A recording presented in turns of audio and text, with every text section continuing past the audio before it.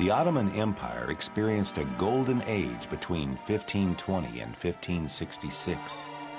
During this time, Suleiman led the empire as Sultan, a title given to the ruler of Muslim countries.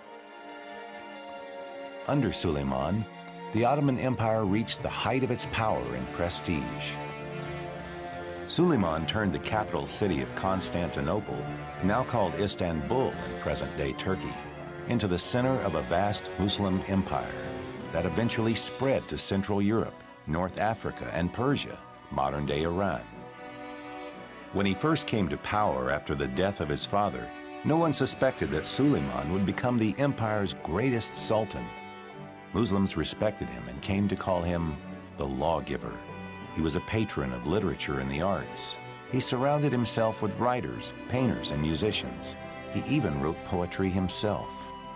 He hired great architects to build magnificent mosques and other buildings throughout the empire.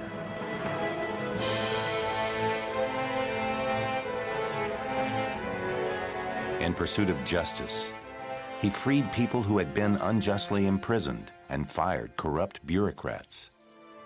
Many people living in the empire were captured slaves. Suleiman allowed some to move up within the ranks of society and government based on their merit and abilities.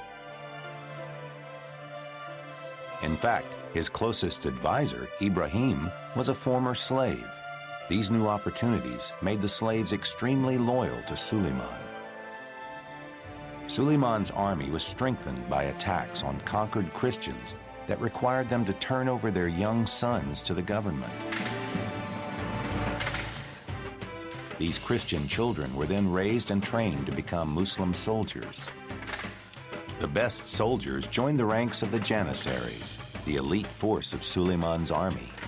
Janissaries had to convert to Islam, follow strict rules, display high moral standards, and swear allegiance to the Sultan.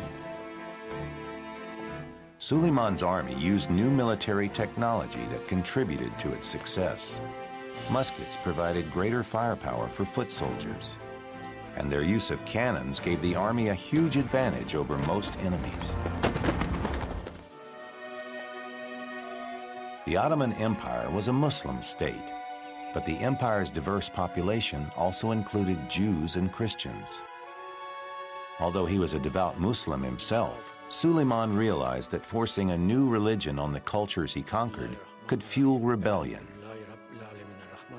So unlike other rulers of the day, he allowed his conquered subjects to continue worshiping as they always had. As long as he had people's loyalty, they could keep their religion. Muslims called Suleiman the lawgiver because he revised Ottoman laws and improved the justice system. He even made new codes governing the markets and traders that helped turn the empire into the richest in the world.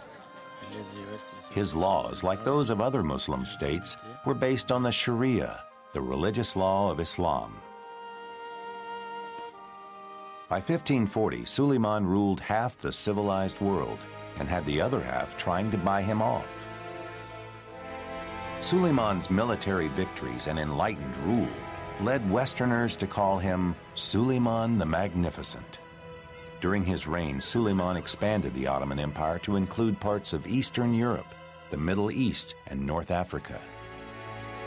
But Suleiman's rule finally weakened and declined because he feared opposition from within his family and among his close advisors. One of Suleiman's wives, Roxolana, an ex-slave, wanted her own son to become Suleiman's heir.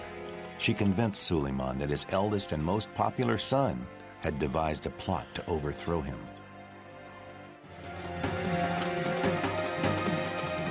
In 1553, to stop this perceived takeover, Suleiman had his son and many others murdered.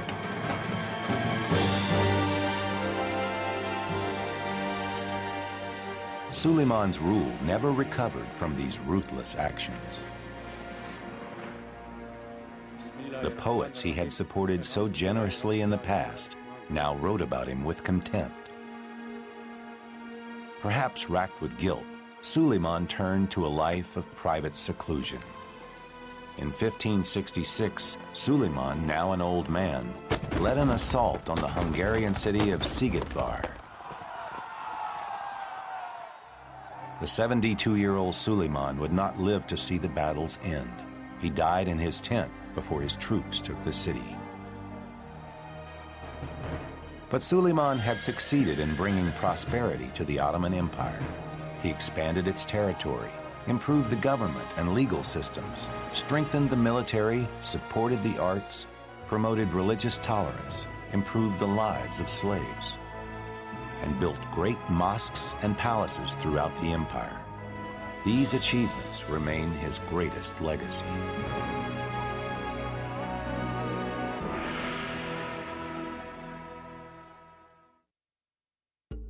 Suleiman improved the Ottoman Empire's legal system, and he based his laws on the A. Bible, B. Janissaries, C. Shah, D. Sharia. Suleiman expanded the Ottoman Empire to include A. Parts of Western Europe, B. Central Africa, C. Parts of Eastern Europe, D. Northern India. Why was Suleiman's reign called the Golden Age of the Ottoman Empire?